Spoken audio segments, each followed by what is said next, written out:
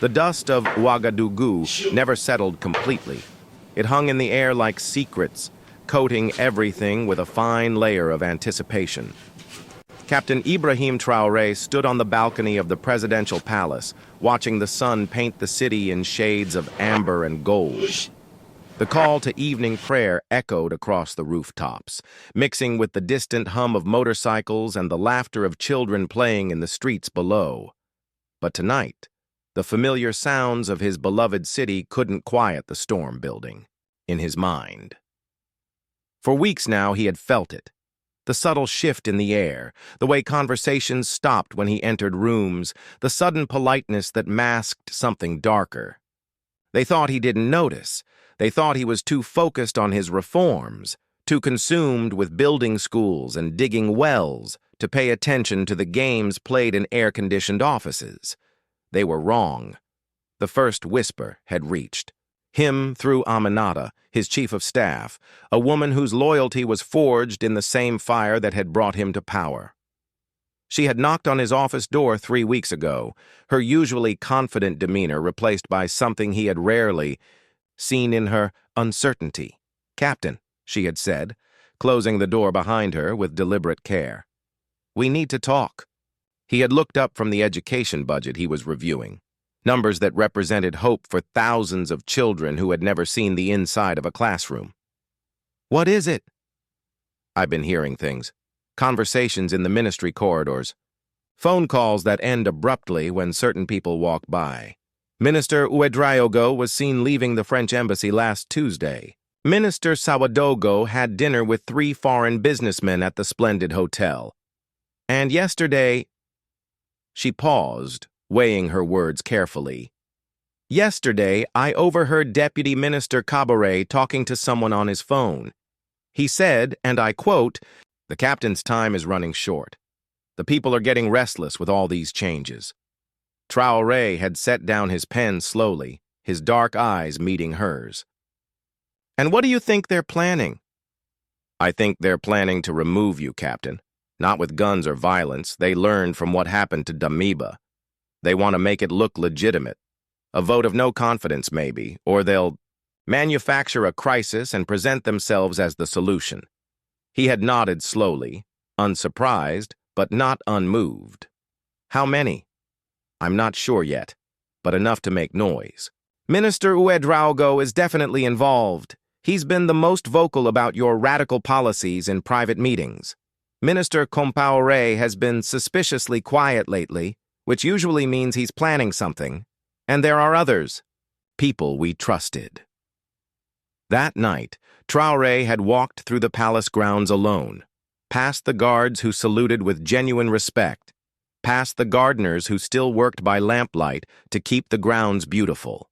These were his people, not the ministers in their expensive suits, not the diplomats with their carefully worded concerns, but the ordinary citizens who saw their country changing for the better and dared to hope. He thought about the children who now had desks instead of sitting on the ground. He thought about the villages that finally had clean water, about the young people who were choosing to stay in Burkina Faso instead of risking their lives crossing the desert to reach Europe. He thought about his promise, not to the politicians or the foreign powers, but to the woman selling tomatoes in the market, to the teacher who hadn't been paid in months before his government, to the farmer who could now afford to send his daughter to school. They wanted him gone because he couldn't be controlled, because he had dared to put Burkina Faso first. Over the following days, more pieces of the puzzle fell into place. His intelligence chief, Colonel Ouattara, a man whose loyalty was beyond question, brought him intercepts of phone calls, copies of messages, bank transfer records that painted a clear picture of betrayal. "They're being funded," Ouattara had reported during one of their dawn meetings in the secured room beneath the palace. "Money flowing in from accounts in Paris and Brussels, not just to buy their cooperation, but to fund whatever comes after you. They have a plan, Captain, and they have a timeline." "How long do we have?" "Based on what we're seeing, they're planning to move during next Tuesday's cabinet meeting. They want to catch you off guard, present a united front, and force your hand. Either you bend to their demands, which means reversing most of your reforms, or you face a manufactured crisis that they'll use to justify your removal. Traoré had smiled then, an expression that would have chilled his enemies if they could have seen it. And they think I'll just sit there and let it happen. Captain, with respect, what are you planning? I'm planning to let them speak their piece.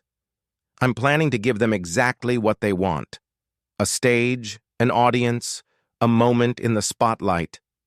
His smile widened. But they're not going to like what happens when the lights come on.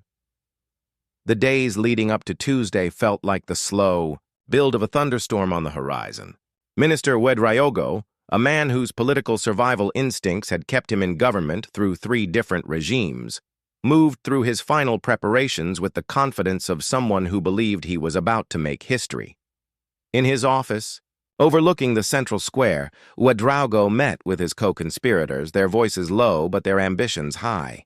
The room smelled of expensive cologne and nervous sweat, despite the air conditioning that hummed constantly in the background. "Everything is in place," he told the assembled group. "We have 12 confirmed votes in the cabinet, enough to create a legitimate challenge. The media contacts are ready. They'll frame this as a democratic process, ministers acting in the national interest." Minister Traoré, whose round face was flushed with excitement and anxiety, leaned forward. "And our friends abroad?" "Supportive, very supportive. The French are particularly pleased that we're taking initiative. They've assured me that a new government would receive immediate recognition and significant aid packages." Ouedraogo's eyes gleamed. "Gentlemen, we're not just saving our political careers. We're saving our country from Traoré's dangerous isolationism." Deputy Minister Kabore, the youngest of the group, shifted uncomfortably. "What if he doesn't back down? What if he fights?" Ouedraogo waved dismissively. "He's a military man, yes, but he's also a patriot. He won't want to see the country torn apart by civil conflict. When he sees that his own cabinet has lost confidence in him, when he realizes that he's isolated, he'll do the right thing." "And if he doesn't?" Kabore pressed. The room fell silent for a moment.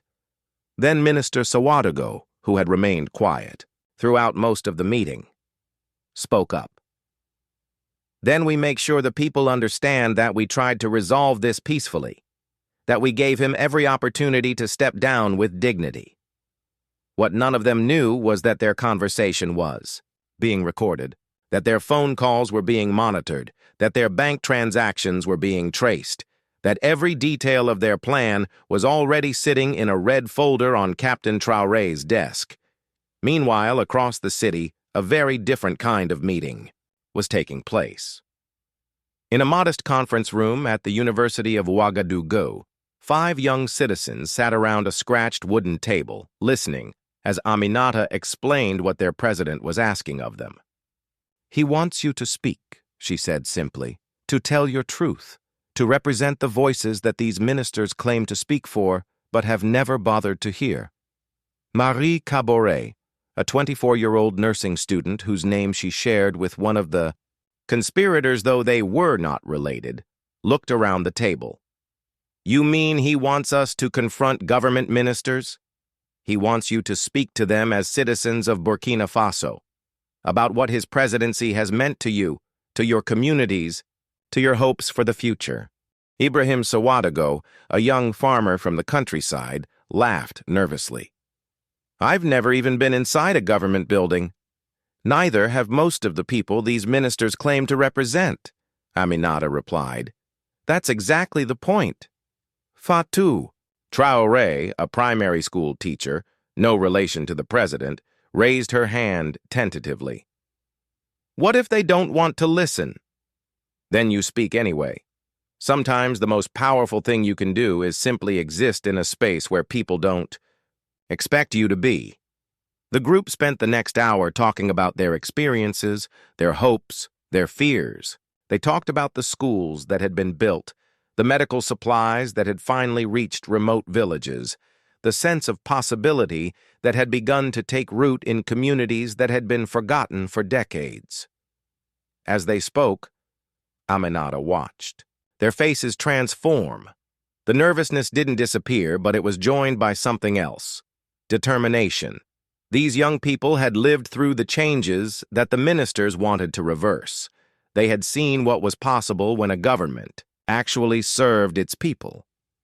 By the time they left that evening, they weren't just 5 nervous citizens being asked to speak to power. They were witnesses, ready to testify to truths that some people desperately wanted to keep buried. Tuesday morning dawned clear and bright, with the kind of crystalline light that made the red earth of Burkina Faso look like it was glowing from within. In the presidential palace, Captain Traoré went through his usual morning routine: prayer, exercise, a simple breakfast of millet porridge and fruit, and a review of the daily intelligence briefings. But today was different. Today, he carried with him the red folder that contained the evidence of betrayal, the proof that some of the people he had trusted most were willing to sell their country's future for personal gain.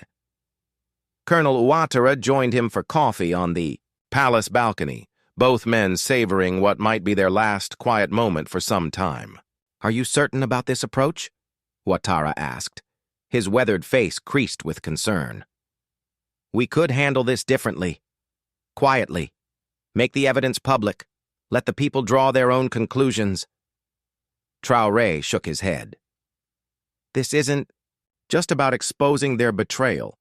It's about showing the people and showing these ministers that democracy doesn't mean letting yourself be manipulated by whoever has the most money or the best foreign connections." He took a sip of his coffee, savoring the bitter richness. "Besides, they want to play games in meeting rooms behind closed doors. Let's see how brave they are when the doors are open." At 9 a.m., the cabinet members began arriving at the meeting hall. The room had been prepared according to protocol: a long polished table, leather chairs, pitchers of water, neat stacks of papers. The air conditioning hummed quietly, maintaining the artificial climate that these officials preferred to the natural heat of their country. Minister Ouedraogo arrived early, as was his habit, greeting his colleagues with handshakes and the kind of small talk that masked larger purposes. He had slept little the night before, running through his opening statements, anticipating Traoré's reactions, preparing for what he believed would be his moment of triumph. One by one, the other conspirators took their seats. Compaoré with his nervous energy, Ouedraogo with his careful composure, Kabore with his youthful arrogance barely contained. They exchanged glances, small nods, the subtle communications of people who believed they shared a secret. The loyal ministers arrived as well: the Minister of Education, a woman whose passion for learning had aligned perfectly with Traoré's vision; the Minister of Health, a doctor who had seen firsthand what the new medical programs were accomplishing; the Minister of Agriculture, a man whose own farming background made him understand the struggles of rural communities.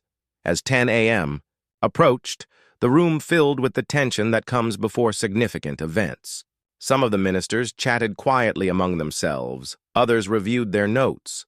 A few stared out the windows at the city beyond, perhaps wondering what history they were about to make. At exactly 10 a.m., the doors opened, and Captain Traoré entered. He moved with the same quiet confidence that had carried him through military coups and political transformations. But those who knew him well might have noticed something different in his demeanor. Not tension, exactly, but a kind of coiled readiness. He took his seat at the head of the table, placed the red folder beside his papers, and looked around the room with calm, dark eyes that seemed to take in everything and judge nothing. "Good morning," he said simply. "Shall we begin?"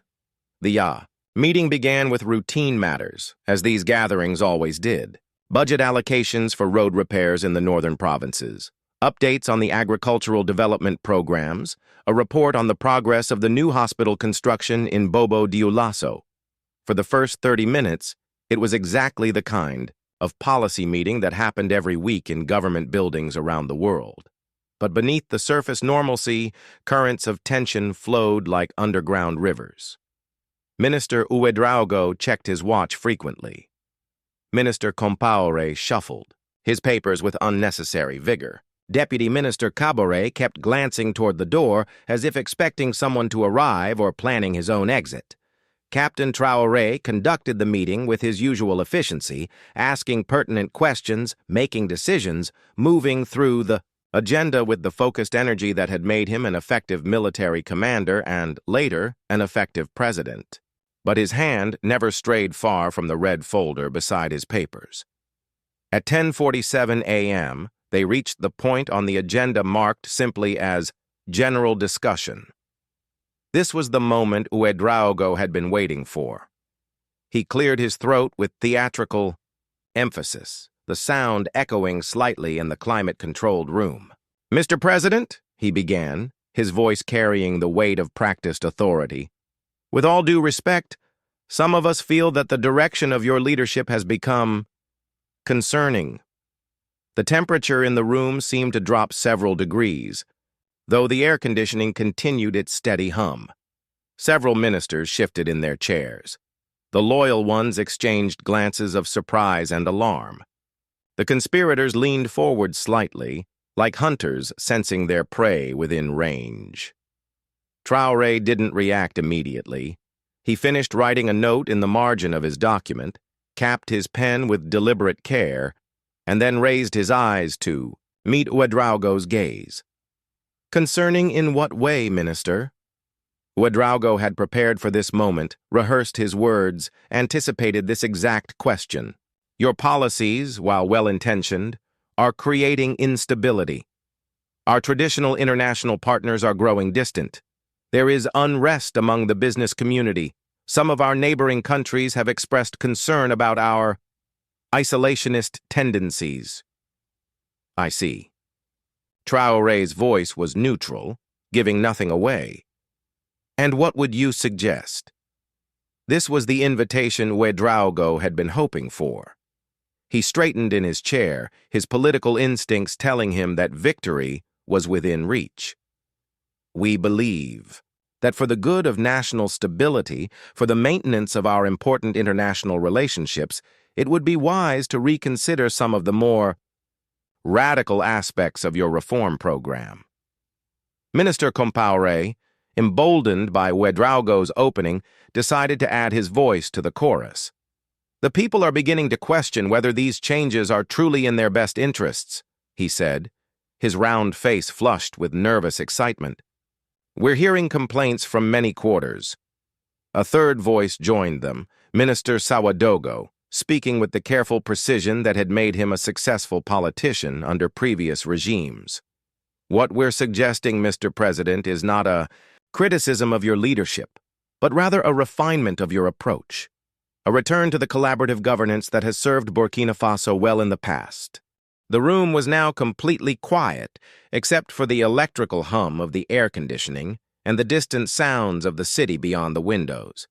The loyal ministers looked stunned. Some of them had worked with these men for months, had sat in planning sessions, had shared meals and late-night strategy discussions. The betrayal was personal as well as political. Minister of Education Salamata Ouattara, Colonel Ouattara's sister, and a formidable intellect in her own right, found her voice first among the loyalists.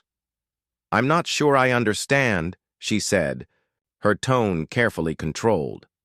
"Are you suggesting that building schools and providing health care to our people is somehow destabilizing?" "Nobody is questioning the goals," Ouedraogo replied smoothly. "But the methods, the pace of change, the disregard for established relationships, these are creating problems that threaten the very progress we all want to see."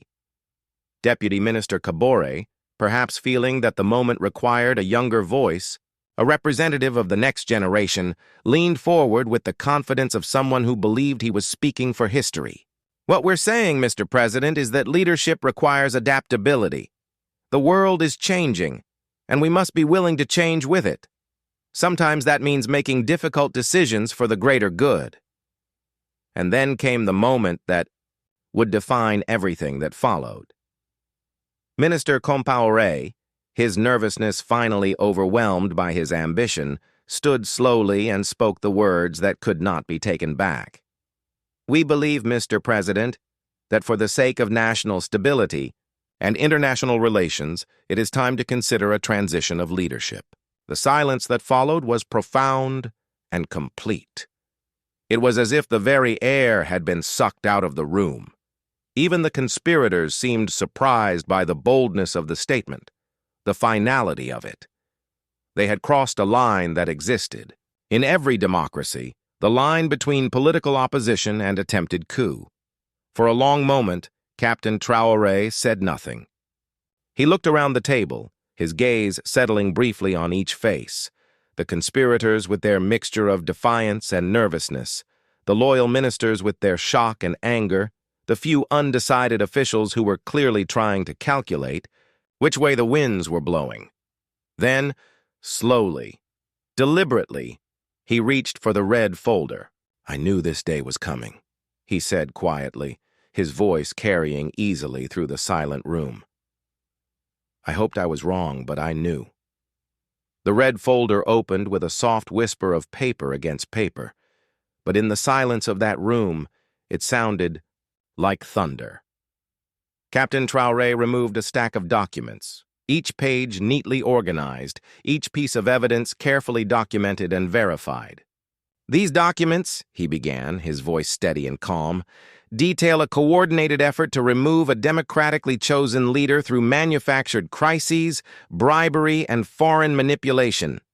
He lifted the first document, holding it so that the ministers could see it clearly.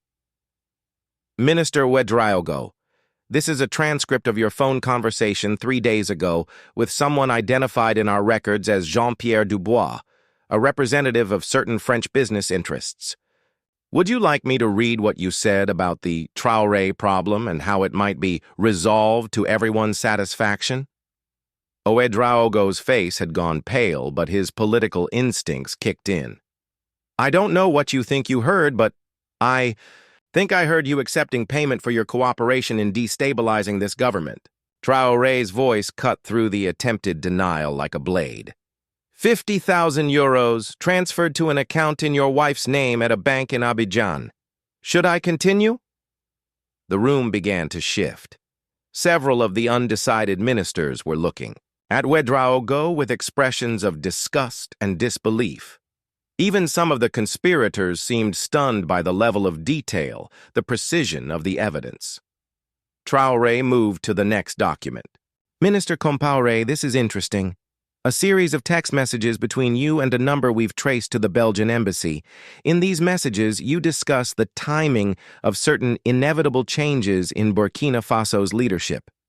You also mentioned that the new government would be much more flexible on mining concessions in the eastern provinces." Compaoré's flush had turned from excitement to shame. He opened his mouth as if to speak, but no words came. "Deputy Minister Caboret," Traoré continued, his voice never rising, never betraying anger, just stating facts with prosecutorial precision. "Your involvement is particularly disappointing. You're young, educated, someone who could have been part of building something better. Instead, you chose to sell that future for what? A promise of a ministerial position in whatever government would replace mine." Caboret, who had entered the room thinking he was about to make his mark on history, now looked like he wanted to disappear entirely. "Captain, we never intended—" "You never intended to be caught." Traoré set down the documents and looked around the table. "What you intended was to betray the trust of the people who elected this government. What you intended was to reverse policies that have brought clean water to 100 villages, education to thousands of children, healthcare to regions that had been forgotten by previous administrations." He stood slowly, his hands resting on the table, his presence filling the room with quiet authority. "What you intended was to return this country to the status of a client state, dependent on foreign powers for permission to govern ourselves." Minister of Health Dr. Yakuba Ouedraogo, no relation to the conspirator, found his voice. "This is treason," he said simply. not just against the government, but against the people of Burkina Faso. The word hung in the air like an accusation and a judgment. Several of the conspirators flinched visibly. They had convinced themselves that they were patriots, that they were acting in the national interest. Being confronted with the reality of their actions, with evidence of their foreign funding and their willingness to sell their country's sovereignty, stripped away their rationalizations. But Captain Traoré was not finished. He walked around the table, moving slowly, deliberately, his voice carrying the weight of moral authority that came from having kept his promises to his people. "You talk about instability," he said. "Let me tell you what instability looks like. It looks like children walking 10 kilometers to find clean water. It looks like young people risking their lives in the desert because they see no future in their own country. It looks like mining companies taking our resources and leaving our people with nothing but poisoned earth and empty promises." He paused, beside Minister Ouedraogo's chair. "You talk about international relationships, but what kind of relationship requires us to remain poor so that others can remain rich? What kind of partnership demands that we abandon our children's education so that foreign companies can have easier access to our minerals?" The loyal ministers were nodding, their shock giving way to anger, not at their president, but at the betrayers in their midst. The undecided officials were clearly making their calculations, and the math was not favorable to the conspirators. But Traoré had one more surprise to spring. "You claim to speak for the people," he said, returning to his seat and pressing a button on the conference table. "So I brought them." The doors at the back of the room opened, and 5 young citizens walked in. Marie Caboret in her nursing uniform, still smelling faintly of the hospital disinfectant where she had been working. The night shift. Ibrahim Traoré with dirt still under his fingernails from the morning's work in his fields. Fatou Traoré carrying a stack of her students' homework that she had been grading. Amadou Compaoré, a university student whose textbooks were held, together with tape, and Salamata Ouattara, a young entrepreneur whose small technology company was finally beginning to thrive. They were nervous, anyone would be, walking into a room full of government ministers, but they moved with the dignity of people who knew they belonged in their own country's halls of power. "These are the people you claim are dissatisfied with my leadership," Traoré said to the conspirators. "These are the voices you say you represent. I thought you should hear from them directly." The 5 citizens took seats along the wall, facing the long table where the ministers sat in their expensive suits and carefully maintained composure.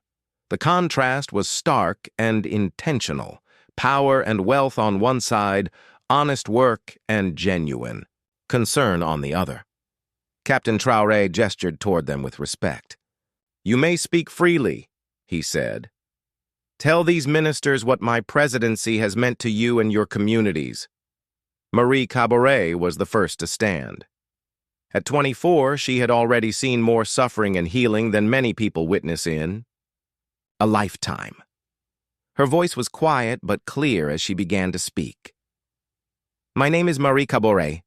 I am a nursing student at the University of Ouagadougou, and I work nights at the pediatric hospital. 3 years ago, before President Traoré, we had one working incubator for premature babies. One for the entire hospital. Mothers would travel hundreds of kilometers to bring their sick children to us, and we would have to tell them that there was nothing we could do." She paused, looking around the room at faces that ranged from attentive to uncomfortable. "Last month, we received our 5th new incubator. We also got new ultrasound machines, updated surgical equipment, and enough vaccines to immunize every child in 3 provinces. I have watched babies live who would have died under the previous government. I have seen mothers cry with joy instead of grief." Her voice grew stronger as she continued. "When I hear talk about changing direction, about returning to old ways of governing, I think about those babies. I think about the mothers. And I wonder, are their lives worth less than the comfort of people who have never missed a meal?" She sat down, and Ibrahim Sawadago stood to take her place. He was a young man whose hands told the story of his life, calloused from work, stained with earth, but gentle as he gestured while speaking. I am Ibrahim Sawadago. I farm 40 hectares of land 50 kilometers from here, land that my family has worked for 4 generations. For those 4 generations, we were told we were too small, too poor, too uneducated to matter. We were told to be grateful for whatever prices the middlemen offered for our crops, whatever seeds the foreign companies wanted to sell us. He smiled and his whole face lit up with it. President Traoré's government gave us something we had never had, a voice. The agricultural cooperative program helped us pool our resources, buy better equipment, negotiate fair prices for our crops. The Rural Education Initiative brought a school to our village, the first one we had ever had. My 8-year-old daughter Fatima can already read better than I can. His expression grew serious. But more than that, they treated us like citizens, not subjects, like partners, not problems. When the rains failed last year, instead of telling us to be patient and pray, they brought irrigation equipment and emergency seed supplies. They acted like our success mattered to the country's success. He looked directly at the conspirators. So when I hear that some people want to go back to the old ways, I have to ask, what about Fatima? What about her future? Does it matter to you whether she learns to read? Fatou Traoré stood next, her teacher's presence commanding attention even in this room of power. She carried herself with the dignity of someone who shaped young minds every day. I am Fatou Traoré. I teach primary school in the Sissan district. 2 years ago, my classroom had 63 students, no textbooks, and holes in the roof that let in rain during the wet season. I taught children who came to school hungry and went home to families who couldn't afford to keep them in class. She removed a photograph from her pocket, a picture of children sitting at new desks, smiling at the camera. This is my classroom today. 35 students, enough books for everyone, a roof that doesn't leak, and a feeding program that ensures no child has to choose between education and eating. Her voice carried the authority of experience. But the real change is not in the building or the books. It's in the children's eyes. They believe in their future now. They dream of becoming doctors and engineers and teachers. They see possibility where their parents saw only struggle. She folded the photograph carefully and returned it to her pocket. Education is not charity. It's investment. It's hope made, practical. When politicians talk about changing direction, I want to know, what direction are we changing toward? Back to classrooms without roofs? Back to children without hope? Amadou Compaoré, the university student, stood with the energy of youth and the wisdom of someone who had seen his country's potential beginning to unfold. His textbooks were worn, but his determination was bright. I am Amadou Compaoré. I study computer science at the university. 3 years ago, I was planning to leave Burkina Faso as soon as I graduated. Like most of my friends, I saw no future here. The government ignored young people except when they needed us to vote. The economy had no place for innovation or new ideas. He gestured enthusiastically. President Traoré's administration created the Youth Innovation Fund. They established technology incubators in 3 cities. They connected our university to high-speed internet for the first time. Suddenly, staying in Burkina Faso wasn't just possible, it was exciting. His expression grew more serious. I'm part of a team developing a mobile app to help farmers track weather patterns and crop prices. 2 years ago, that would have been impossible here. Today, it's supported by our government and funded by our resources. We're not just consuming technology created elsewhere. We're creating our own solutions for our own problems. He looked around the room. When I hear about returning to old partnerships, old ways of doing things, I worry that we'll go back to being consumers instead of creators. That young people like me will once again see our only future in other people's countries. Finally, Salamata Ouattara stood. As a young entrepreneur, she represented the new economic possibilities that were emerging under Traoré's leadership. I am Salamata Ouattara. I run a small company that produces solar-powered water pumps for rural communities. Before this government, starting a business here meant navigating corruption, paying bribes, and competing with foreign companies that had every advantage. She spoke with the confidence of someone who had built something from nothing. President Traoré's administration streamlined business registration, created microfinance programs for young entrepreneurs, and established trade policies that give local companies a fair chance to compete. My company now employs 12 people and has installed water systems in 47 villages. Her voice carried pride and determination. But more importantly, we're solving African problems with African innovations, using African resources to benefit African people. We're not waiting for foreign aid or foreign companies to save us. We're saving ourselves. She looked directly at the conspirators. When politicians talk about international partnerships, I support that. But partnerships should be between equals, not between masters and servants. We should trade our resources, not give them away. We should welcome investment that benefits both sides, not exploitation that benefits only one. As the 5 citizens returned to their seats, the room was completely silent. Their words had stripped away the political abstractions and reduced the conflict to its essential elements. A choice between serving the people of Burkina Faso or serving foreign interests. Between building a future or preserving a corrupt past. Between democracy and oligarchy. Several of the ministers were visibly moved. Minister of Education Salamata Ouattara was wiping tears from her eyes. Even some of the undecided officials looked ashamed of their previous hesitation. But the most profound change was in some of the conspirators themselves. Deputy Minister Traoré looked like he was seeing his country clearly for the first time. Minister Sawadogo's careful composure had cracked, revealing something that might have been conscience. Captain Traoré stood slowly, his presence filling the room with quiet authority. "These are the people you claim to represent," he said to the conspirators.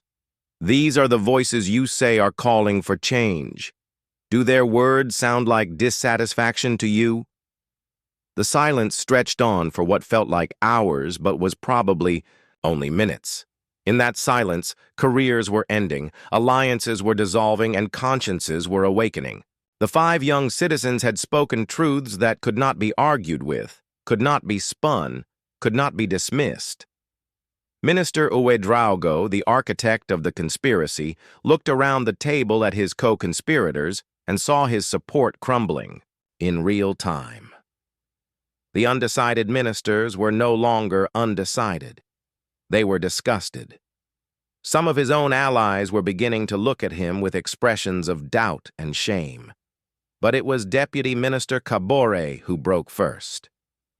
The youngest of the conspirators, the one who had entered politics with dreams of making his mark on history, suddenly understood that he was about to make exactly the wrong kind of mark. He stood slowly, his face pale but his voice clear. "I was wrong," he said simply. The words fell into the silence like stones into still water, creating ripples that spread throughout the room. Ouedraogo turned to stare at him in disbelief and growing panic. "I was wrong," Traoré repeated, his voice growing stronger. "I let myself believe that change was dangerous, that stability meant keeping things the way they had always been. But listening to these citizens, I realized that the real danger is going backward, that the real instability is leaving people without hope." He looked directly at Captain Traoré. "Mr. President, I offer my resignation, effective immediately. I don't deserve to serve in a government that I tried to betray." Before Ouedraogo could respond, Minister Sawadogo was also standing. The careful politician who had survived multiple regime changes by reading the winds correctly had finally encountered winds that couldn't be navigated through calculation alone. "I also resign," he said quietly. "I told myself I was protecting national interests, but I was only protecting my own interests. These young people have reminded me what national interests actually look like." One by one, other conspirators began to stand. Not all of them. Minister Ouedraogo remained seated, his face a mask of defiance and defeat. but enough. More than half of the plotters were abandoning their plot, choosing conscience over conspiracy. Minister Traoré was the last to rise, his round face streaked with tears. "I have grandchildren," he said to no one in particular. "What was I thinking? What kind of country was I trying to leave them?" Captain Traoré watched this cascade of confessions with no visible satisfaction, no sense of triumph. If anything, he looked sad. Sad that it had come to this. Sad that people he had worked with had been willing to sell their country's future for personal gain. As the resignations continued, he raised his hand for silence. "Those of you who have chosen to resign, I accept your resignations. But I want you to understand something. This is not about punishment. This is about truth. You can walk away from your positions, but you cannot walk away from the choice that brought you here." He gestured toward the 5 citizens still sitting along the wall. "These people, and millions like them across Burkina Faso, trusted us to serve their interests. Some of you forgot that trust. Some of you sold it. But the trust itself remains, and it must be honored by those who stay." Minister Ouedraogo, still seated, his defiance beginning to crack under the weight of isolation, finally found his voice. "This is political theater," he said, but his words lacked conviction. "You've orchestrated this entire scene to humiliate us, to eliminate opposition to your policies." Traoré turned to face him directly. "Minister Ouedraogo, I didn't create your phone calls to foreign agents. I didn't forge your bank transfers. I didn't write your text messages about selling mining concessions." His voice remained calm, but there was steel beneath it. "I simply documented what you chose to do." "And what about democracy?" Ouedraogo asked, playing his last card. "What about the right of opposition, the right to dissent?" "Democracy is not the right to be bought by foreign powers," Traoré replied.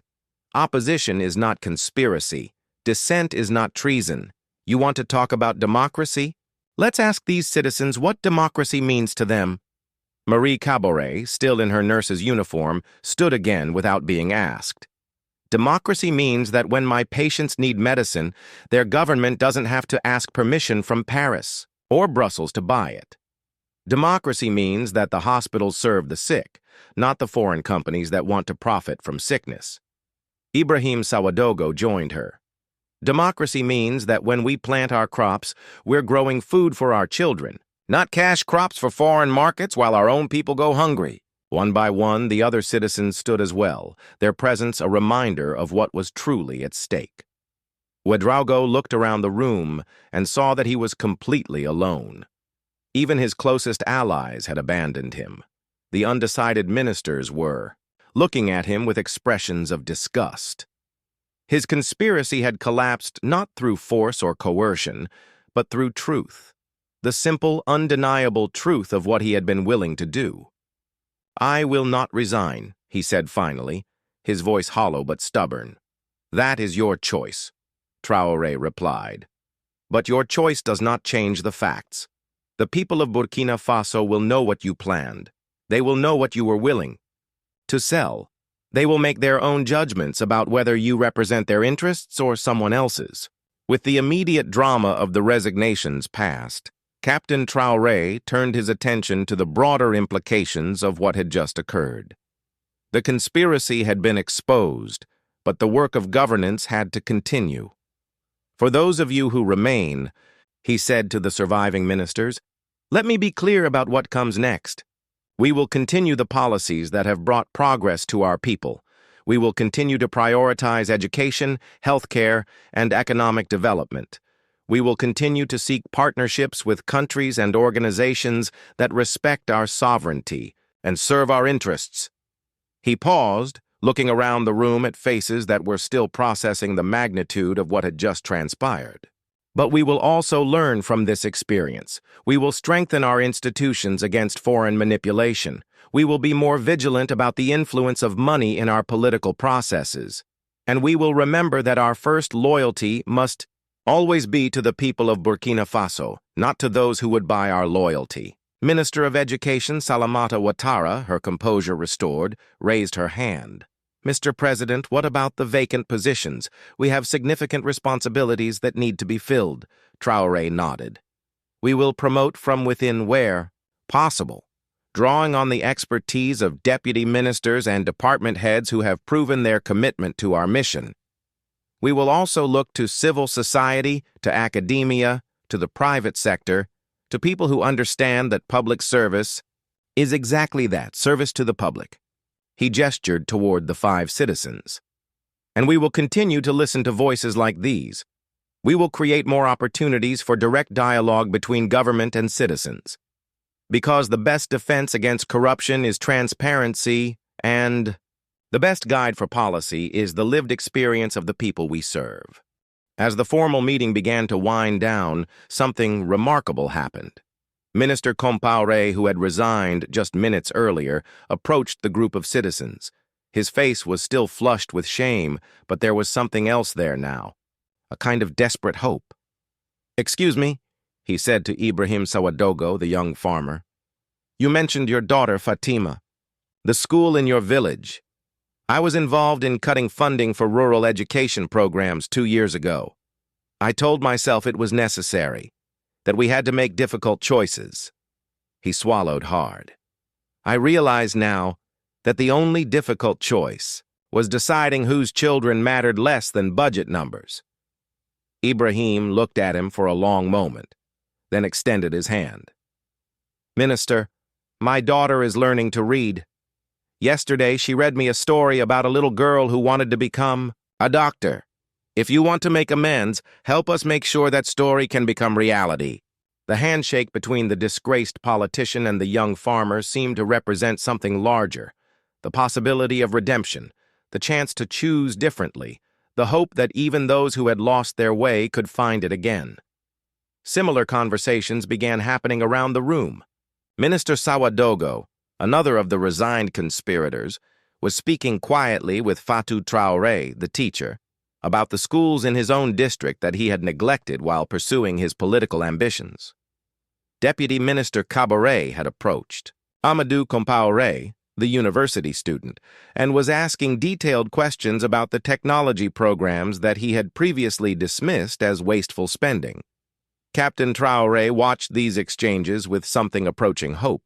The exposure of the conspiracy had been necessary, but it was these human connections, these moments of recognition and potential redemption, that offered the real possibility of healing. That evening, as news of the day's events began to spread, through Ouagadougou and beyond, Captain Traoré sat in his office preparing for a national address. The speech he had planned that morning, a routine update on government programs and policy initiatives, had been completely rewritten. Colonel Ouattara knocked and entered, carrying a folder of intelligence reports and media summaries. "Captain, the reaction is beginning to develop. The independent radio stations are calling it a triumph of transparency. The opposition papers are trying to spin it as political theater, but they're having trouble explaining away the bank transfers and phone transcripts. And internationally? Mixed, as expected. The French Foreign Ministry issued a statement about internal political processes and the importance of stability and continuity. The African Union has been more supportive. Several member states have issued statements praising the exposure of foreign interference." Traoré nodded. "What about the people?" "That's the interesting part. Spontaneous gatherings are forming in several neighborhoods. People are lighting candles, not in mourning, but in celebration. They're calling it Lumière de la Vérité, the light of truth." At 8 p.m., Captain Traoré addressed the nation. Television cameras had been set up in his office rather than the formal briefing room, creating a more intimate setting. He sat behind his desk, the flag of Burkina Faso visible behind him, and spoke directly to the camera as if he were speaking to each citizen individually. "My fellow Burkinabé," he began, using the term that connected him not to his office but to his identity as a citizen of the country. "Today our democracy faced a test, not from external enemies but from internal corruption. Not from military force, but from the far more dangerous weapon of foreign money seeking to buy our sovereignty. He paused, letting the gravity of his words settle. Some of you may have heard rumors about events in today's cabinet meeting. I want to tell you exactly what happened, because you have a right to know when people in positions of trust attempt to betray that trust. For the next 20 minutes, he laid out the details of the conspiracy with the same methodical precision he had used in the meeting room. He showed copies of documents, played excerpts of recorded phone calls, detailed the flow of foreign money into domestic bank accounts. I want you to understand, he said, that this was not simply a political disagreement. This was not legitimate opposition or democratic debate. This was a coordinated attempt to sell your future to the highest bidder. But then his tone shifted, becoming warmer, more hopeful. However, I also want you to know about the 5 young citizens who spoke truth to power today. I want you to hear what they said about the changes we have made together, about the progress we have achieved, about the hope they see for our country's future. He shared excerpts from their testimonies, their words carrying even more power in the intimate setting of the television broadcast than they had in the formal meeting room. These voices represent the real Burkina Faso, he continued. Not the Burkina Faso of political manipulation and foreign interference, but the Burkina Faso of farmers and nurses, teachers and students, entrepreneurs and innovators. The Burkina Faso of people who believe that we can solve our own problems, meet our own needs, and build our own future.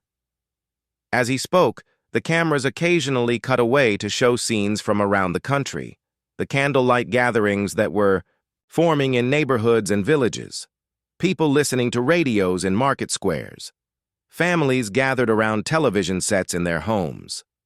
Some of those who betrayed your trust resigned today, Traoré said.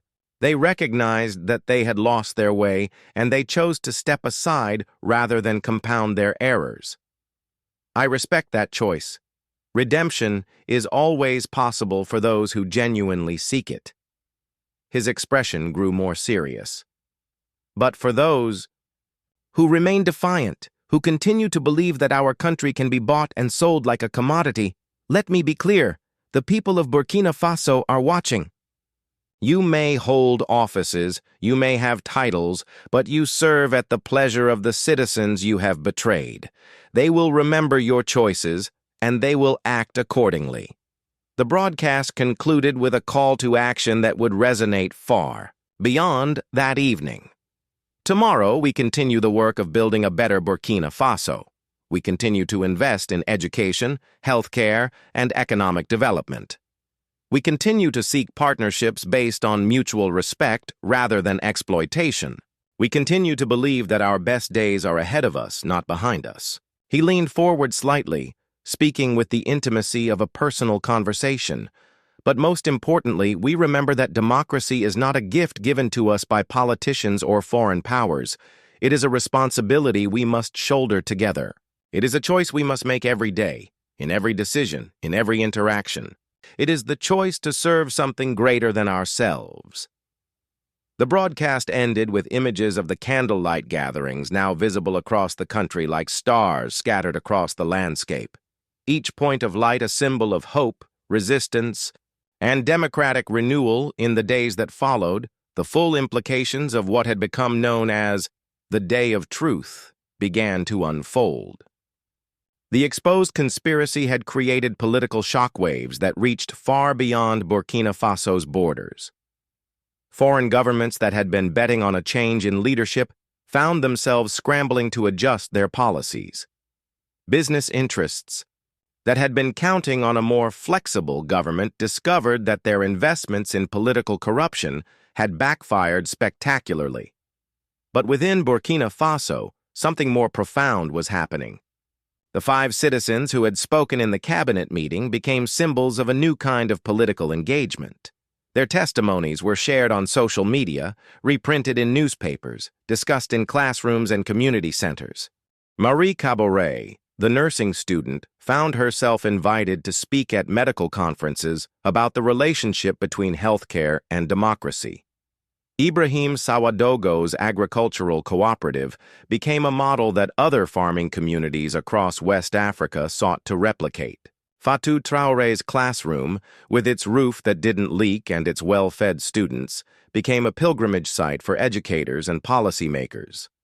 Amadou Compaoré's technology company received inquiries from investors across the continent, proving that Africa could indeed produce its own solutions to African problems.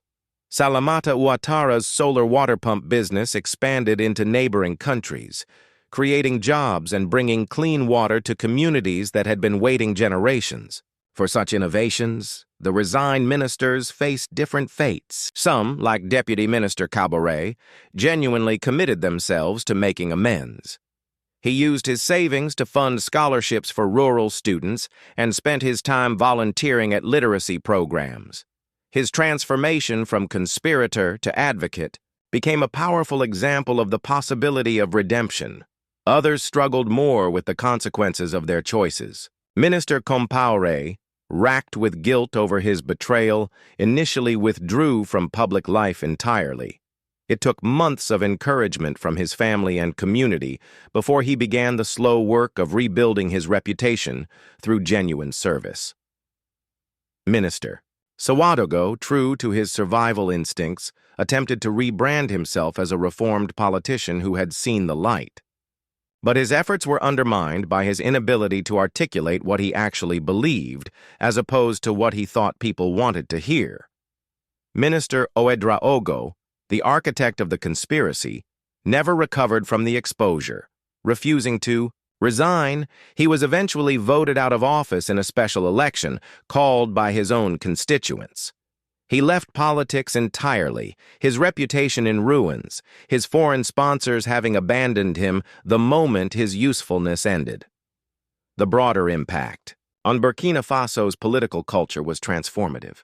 The spectacle of politicians being held accountable for their actions, of citizens speaking directly to power, of truth prevailing over manipulation, created a new standard for political behavior. Opposition parties found themselves forced to articulate genuine alternatives rather than simply criticizing the government. Civil society organizations gained confidence and influence, knowing that their voices could reach the highest levels of government. Young people, inspired by the example of the 5 citizens, began engaging with politics in ways that prioritized substance over rhetoric. The international reaction to the Day of Truth revealed the complex web of interests that surrounded Burkina Faso and other African nations. Countries and organizations that had been quietly supporting the conspiracy found themselves exposed and embarrassed. The French government, caught with evidence of their involvement in domestic political manipulation, was forced to conduct a public review of their African policies. Several high-ranking officials in the foreign ministry were quietly reassigned. The incident became a case study in diplomatic schools about the dangers of neo-colonial interference.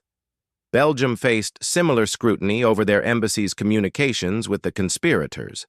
The revelation that European governments were actively working to undermine democratically elected African leaders sparked protests in Brussels and other European capitals.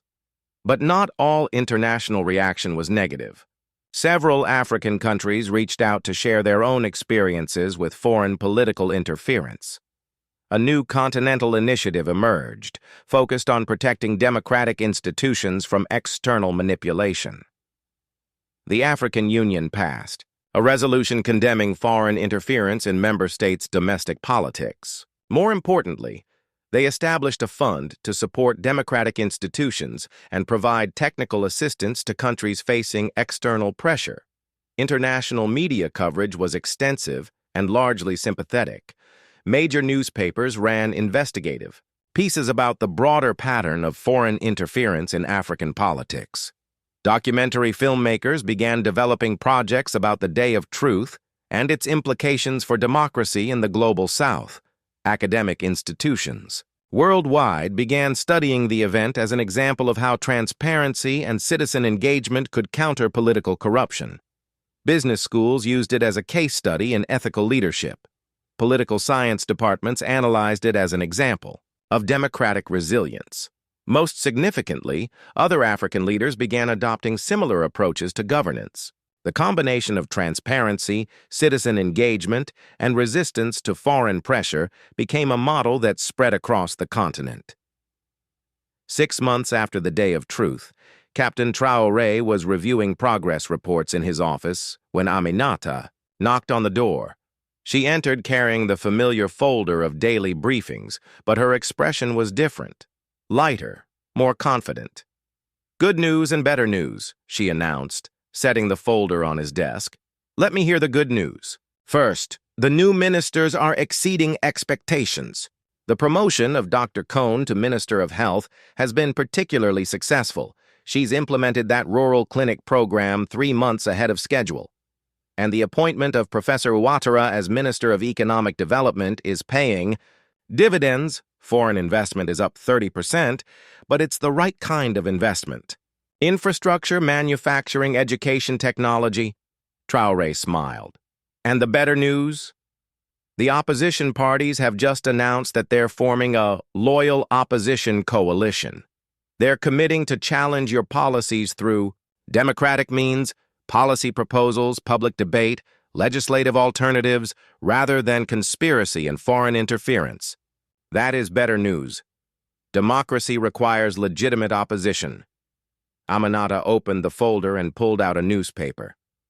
"There's something else. Look at this editorial in L'Observateur."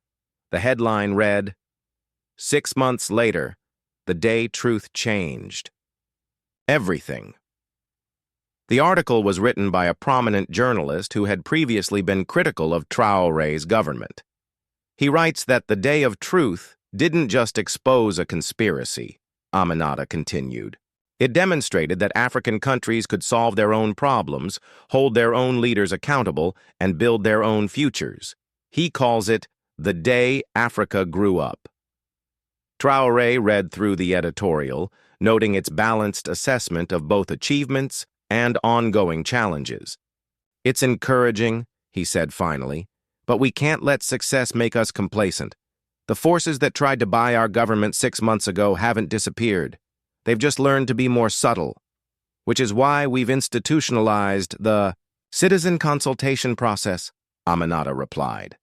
"Every major policy decision now includes direct input from affected communities, and the transparency requirements we implemented mean that any unusual financial activities get flagged immediately." She pulled out another document. "Speaking of which, Marie Cabore has submitted a proposal for expanding the rural healthcare program. Ibrahim Sawadago's cooperative is recommending new crop diversification policies. Fatou Traoré wants to create a national literacy corps. They're not just symbols anymore, they're active participants in governance." This was perhaps the most significant long-term impact of the Day of Truth. The 5 citizens who had spoken in that cabinet meeting had not returned to anonymity. Instead, they had become permanent advisors to the government, representing the voices of their communities and constituencies. Marie Cabore now served on the National Health Advisory Council, ensuring that healthcare policies were developed with input from frontline medical workers. Ibrahim Sawadago chaired the Agricultural Development Committee, bringing farmers' perspectives to rural policy decisions. Fatou Traoré had been appointed as Education Ombudsman, responsible for ensuring that education policies served students and families rather than bureaucratic convenience. Amadou Compaoré led the Technology Innovation Board, helping to guide the country's digital development strategy. Salamata Ouattara headed the Small Business Development Agency, supporting entrepreneurs and ensuring that economic policies benefited local enterprises rather than just foreign corporations. Their continued involvement in governance ensured that the voices of ordinary citizens remained central to policymaking, making future conspiracies much more difficult to organize and execute. As the first anniversary of the Day of Truth approached, Captain Traoré was invited to address the African Union Summit in Addis Ababa. The topic of his speech was democratic resilience in the 21st century, and delegates from across the continent gathered to hear his reflections on the events that had changed not just Burkina Faso, but the broader conversation about African governance. "Fellow African leaders," he began, "a year ago, I faced a choice that every leader on this continent has confronted. The choice between serving our people and serving those who would buy our service. The difference was not in the choice I made, but in how I chose to make it." He spoke about the importance of transparency, not as an abstract political principle, but as a practical tool for democratic governance. "Corruption thrives in darkness," he said. "Foreign interference grows in secrecy. But when we bring these threats into the light, when we expose them to the judgment of our people, they lose their power." He talked about the role of citizens in governance, arguing that democracy required more than periodic elections. "We must create ongoing dialogue between government and people," he insisted. "We must listen to the voices of those we serve, not just those who pay us to serve their interests." But perhaps most importantly, he spoke about sovereignty, not as isolation, but as the right to choose one's own partners and define one's own terms of engagement with the world.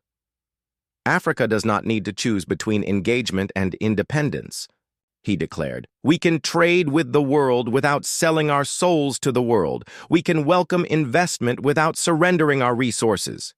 We can participate in the global economy without becoming subjects of global powers." The response was electric. Delegates who had initially been skeptical of Traoré's approach found themselves applauding his vision of African self-determination. Several leaders approached him after the speech to discuss how they might implement similar transparency and citizen engagement initiatives in their own countries. The speech was broadcast across Africa and beyond, reaching millions of people, who saw in Traoré's words a vision of what African leadership could be. But more importantly, it articulated a model of governance that other leaders could adapt to their own circumstances and challenges. The impact of the Day of Truth continued to spread far beyond Burkina Faso's borders. In Ghana, a similar exposure of foreign political interference led to the resignation of 3 cabinet ministers and the implementation of new transparency requirements for political funding.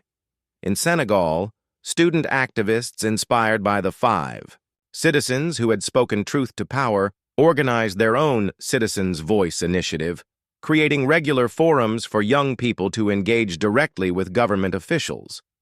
In Mali, civil society organizations used the Burkina Faso model to expose corruption in the mining sector, leading to the renegotiation of several resource extraction contracts on terms more favorable to the Malian people.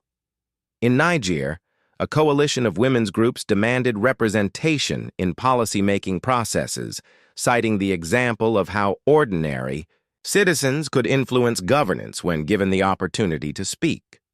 The model spread beyond West Africa. In Kenya, a corruption scandal was exposed when citizens demanded the same kind of transparency that had been demonstrated in Burkina Faso. In South Africa, youth organizations began organizing truth forums where community members could directly question political leaders. International development organizations began incorporating citizen voice components into their programs, recognizing that sustainable development required the active participation of affected communities.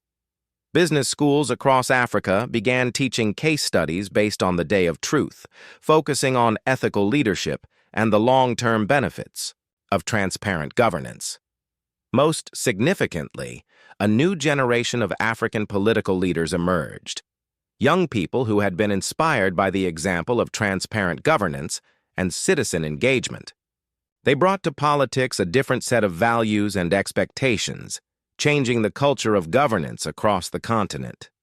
2 years after the Day of Truth, Captain Traoré stood once again on the balcony of the presidential palace, watching the sun set over Ouagadougou.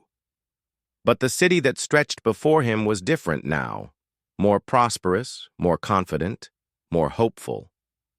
New schools dotted the landscape, their solar panels glinting in the evening light. The university had expanded significantly, with new faculties in engineering, medicine, and information technology, Small businesses thrived in markets that had been revitalized through microfinance programs and reduced bureaucratic barriers. But the changes went beyond physical infrastructure. There was something different in the way people carried themselves, in the way they talked about their country's future. The Day of Truth had not just exposed a conspiracy, it had revealed possibilities. Knock on the door interrupted his reflection. Aminata entered, but she was not alone. The 5 citizens who had spoken truth to power 2 years earlier were with her, along with several others, new voices that had emerged from communities across the country. "Mr. President," Marie Caboret said, now wearing the uniform of a fully qualified nurse, "we wanted to give you our monthly report." These monthly meetings had become a cherished tradition, a way of ensuring that the government remained connected to the people it served. But today felt different. "Actually," Ibrahim Traoré said with a smile, "we have something else to discuss. We've been talking among ourselves, and we have a proposal." Traoré gestured for them to sit. "I'm listening." Fatou Traoré, who had been promoted to Director of Curriculum Development, spoke first. "We think it's time to formalize what we've been doing, to create permanent institutions that ensure citizen voices remain central to governance." Amadou Compaoré, whose technology company now employed over 100 people, nodded enthusiastically. "We want to establish a Citizens Advisory Council, not just the 5 of us, but representatives from every sector of society, every region of the country." Salamata Ouattara, whose solar water pump company had expanded to serve communities across West Africa, added, "And we want to create a youth governance academy to train the next generation of leaders in the principles of transparent, accountable service." As they outlined their proposal, Traoré listened with growing admiration. These young people had not been content to be symbols of democratic renewal. They had become architects of institutional change. "There's one more thing," Marie said as the presentation concluded. "We want to establish an annual Day of Truth, not to commemorate what happened 2 years ago, but to create an ongoing commitment to transparency and accountability. Every year," Ibrahim explained, "government officials would be required to account publicly for their actions, their decisions, their use of public resources, and every year, citizens would have the opportunity to speak directly to power." Traoré was quiet for a long moment, considering not just the proposal, but what it represented. These citizens were not asking for his permission to hold government accountable. They were informing him that they intended to do so, with or without his approval. It was exactly what democracy should look like. "I think," he said finally, "that this is the most important proposal any government could receive, not because it will make governance easier, but because it will make governance better." He stood and walked to the window, looking out at the city lights that were beginning to twinkle in the growing darkness.